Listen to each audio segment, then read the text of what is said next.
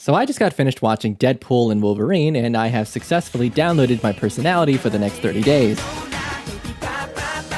The action is great, it's funny as hell, and it delivers 110% on the fan service. If you haven't seen it, go watch this movie right now, and then go buy the Deadpool and Wolverine butt controllers. That being said, while I love the movie, it also got me thinking about the enormous dumpster fire that is the MCU's multiverse and how inconsistent it's been. With the multiverse, there are literally infinite possibilities, but I guess we're in that timeline of 14 million possible futures to take L after L after L. It really does seem like Marvel is struggling to make the multiverse work. So today, I wanted to take a look at why it's been received so poorly up until now, and why certain projects like Spiderman No Way Home and Deadpool and Wolverine seem to find success. To begin with, I have to say a big reason people weren't super keen on the whole multiverse thing was that it just got oversaturated almost immediately. I remember Into the Spider-Verse kind of kickstarted this whole thing. It made almost $500 million and won 85 awards. Then Marvel saw this, started rubbing its hands together saying, "We've got to have money." But so did DC, and so did non-comic book movies like Everything Everywhere All at Once. And then video games started doing it, and that one sucked. So right off the bat, Marvel was working with an idea that was already overdone for an audience with post-Endgame quote-unquote Marvel burnout. Some motherfuckers are always trying to ice skate uphill. Quick history lesson. After Avengers Endgame, Marvel had been given the impossible task of following up Thanos, one of the greatest comic book movie villains of all time. Thanos was the culmination of like 20-something movies and 10 plus years of MCU domination. There was a feeling of finality to Endgame, and in many people's eyes, the Marvel story was done. Now, Marvel obviously wasn't going to stop doing the MCU, but now that he's gone, they would have to build up a new big bad from scratch. You'd have to do something pretty incredible to keep people watching. So what was their solution? The multiverse, baby! Starting with Loki season 1, long story short, Loki and his girlfriend, who is also Loki, nice, wind up at the end of time. They meet this dude named He Who Remains. He tells them if they strike him down, he will become more powerful than they can possibly imagine or something. So they carefully sit and think about what to do, or they just kill him. By doing so, all the timelines being held back by he who was asked to leave start to emerge and the multiverse is born. This was supposed to be the first step in creating the next big bad, Kang the Conqueror. But it turned out to be more like Kang the Convicted Felon. Wah wah. And now the next big bad is Dr. Doom. Wah wah. Who is also Robert Downey Jr. By the way, if Dr. Doom doesn't do a 5-minute long infinite foot dive combo on somebody, the whole thing is fucking worthless.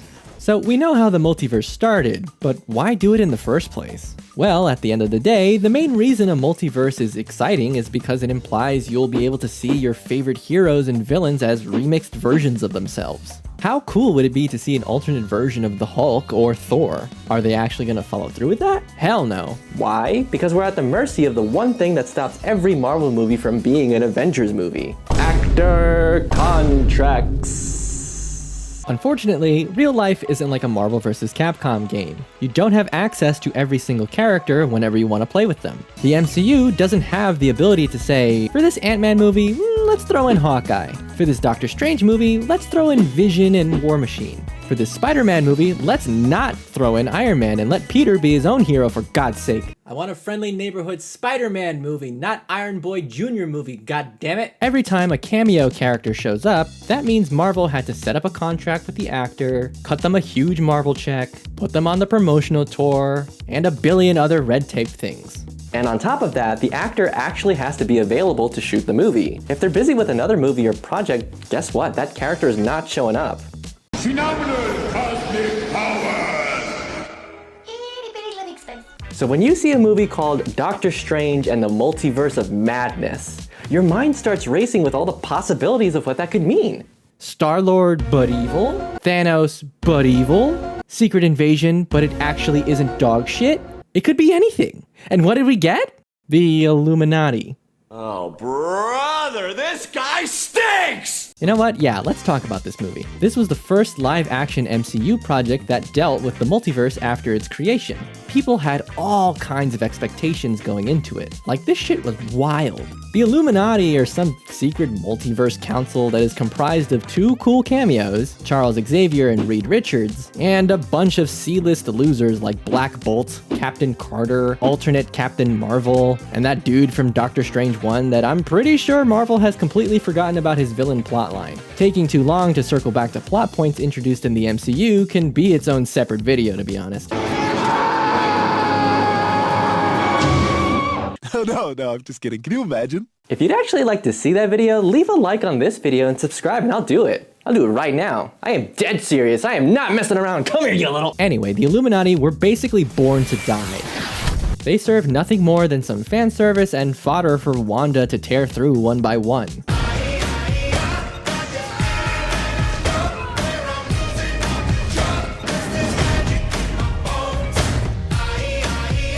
And after all these characters die, you literally feel nothing. They weren't part of the sacred timeline, so who gives a shit? Peggy Carter, who gets cut in half and dies, is basically a main character in What If Season 1 and 2. Was that not the same person? If it was, then they retconned her into being alive, and if it wasn't, then that perfectly highlights the next issue. The feeling that nothing matters in any of these alternate universes. Who cares who dies in the multiverse when there's an identical version of the same character that is very much alive? Every other universe is basically wearing one big-ass red shirt. They are expendable. Characters from alternate universes will die left and right, and the audience is like, oh no. Anyway, last week... If there are an infinite number of universes, then there are also an infinite number of reasons to not give a shit. And outside of those clowns, there's hardly any multiverse in the Multiverse of Madness. The only real multiverse part is the 40-second scene of Doctor Strange and America, stupid name by the way, are jumping through like 20 different universes one after the other. It's pretty cool, but that's pretty much as far as it goes. They don't really explore any other universes after this. They also don't see any other characters as alternate versions of themselves outside of Doctor Strange himself, because he's the only one available for this movie. There's that itty-bitty living space I was talking about. Oh, and one of the Doctor Stranges speaks Spanish. People went into this movie expecting like a Captain America Civil War cast, where it's not an Avengers movie, but it might as well be, you know? Where you still have tons of other heroes showing up for cameos. Instead, you got Strange doing a one-man show. Even the fight between Doctor Strange and his evil counterpart, Dr. Normal, Hi, how are you? is really short and only doing the musical notes thing. Don't get me wrong, I love this idea, I just think it should have been longer with a balls-out magic fight like Strange versus Thanos. Okay, so moving away from that movie, we have other multiverse projects like What If, which is okay. The show definitely had a lot of potential. I like that it was animated. It gets you around the issue of needing to have actor availability at all times, since they could simply get a sound-alike to play the part. I think that's great. There are some episodes that are absolutely incredible, like the Doctor Strange one where it ends with him destroying his entire universe, leaving him isolated and alone with his mistakes for the rest of time. Oh, no, no, no, no. I'm sorry. I am so sorry. What the hell was that? And while we have a few standout episodes, most episodes kind of fall into the meh category. Each episode was its own self-contained universe, but then at the end of season 1, they tried to do some weird Guardians of the Multiverse thing, where they pulled in characters from different What If episodes. I don't know, I think it kind of ruins the whole appeal of the show. Season 2 made this problem even worse, where they not only continue to have an overall plot instead of each episode being its own thing, but they even managed to ruin the ending of the Doctor Strange episode from season 1 by bringing him back. They also asked the question, what if we made an ooh OC hero please do not steal? It was bad and boring. And I'm pretty sure that character is never coming back or ever being mentioned again, so good job on the wasted episode. Instead, we could have gotten what if Thanos did a funny lame meme.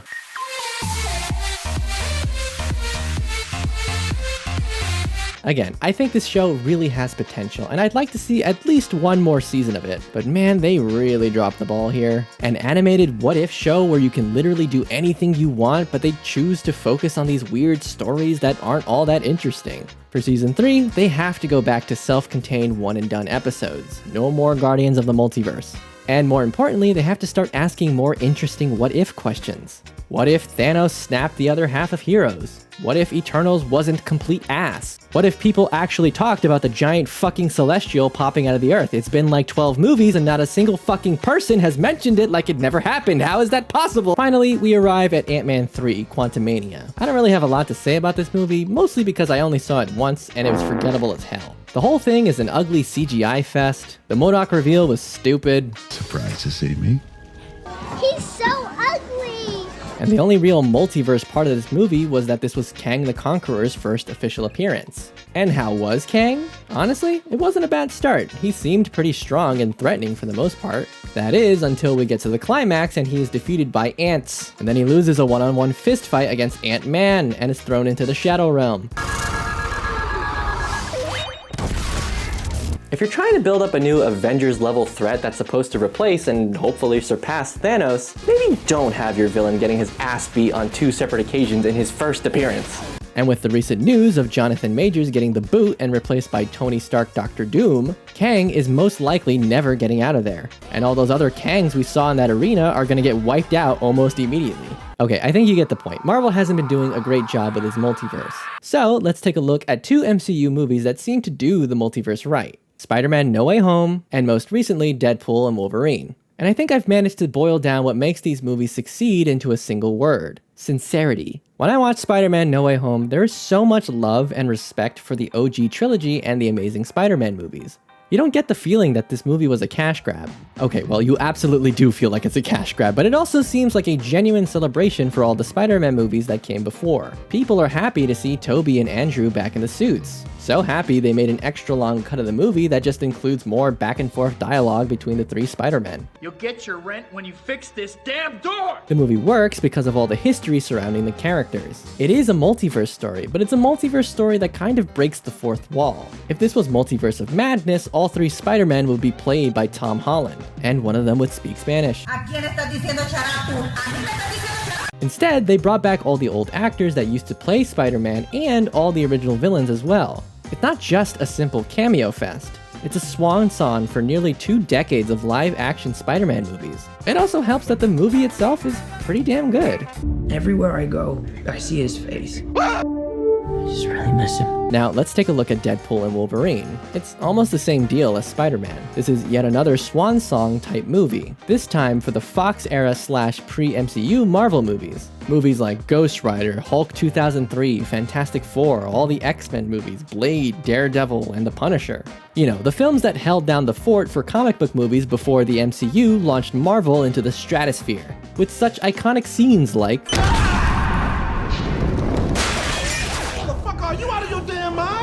Bullseye.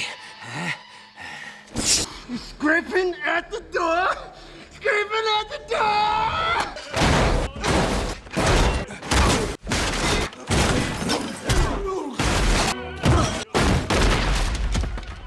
I'm fine.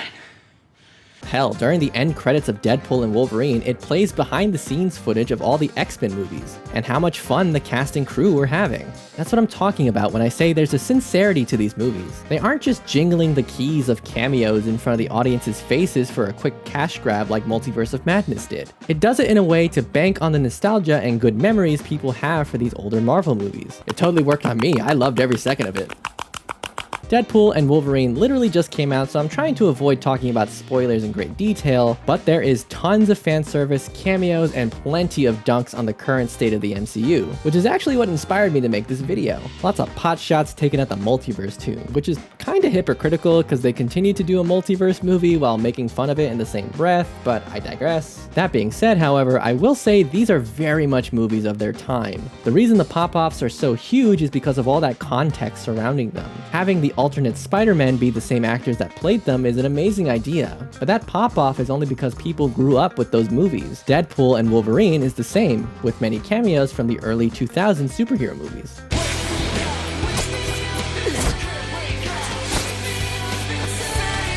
And there's even a Henry Cavill joke in there. Like, these references are incredible, but they also absolutely date the movie. Who's gonna remember the Henry Cavill Superman trauma in 10 years from now? 20 years? Who's gonna remember the Fox-era Marvel movies? Would the references hit nearly as hard then? I don't think so. I think ultimately, Spider-Man and Deadpool were able to succeed because they are able to take advantage of the decades of movies that came before them. But how many times can you pull off a swan song like this? And if a swan song is what it takes to make a good multiverse movie, then I don't think Marvel should be doing it for much longer. There are absolutely diminishing returns on this tactic. At this point, Marvel has 4 options regarding the multiverse. Option 1, shell out the money to make every multiverse movie an Avengers-style film that has tons of different characters in alternate forms. Option 2, squeeze out every bit of nostalgia and history and do these big celebration swan song movies like No Way Home and Deadpool and Wolverine.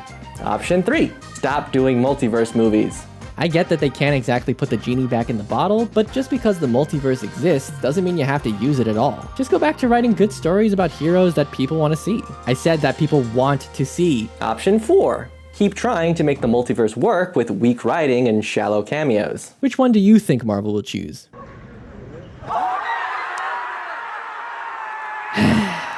Yeah, that's what I thought.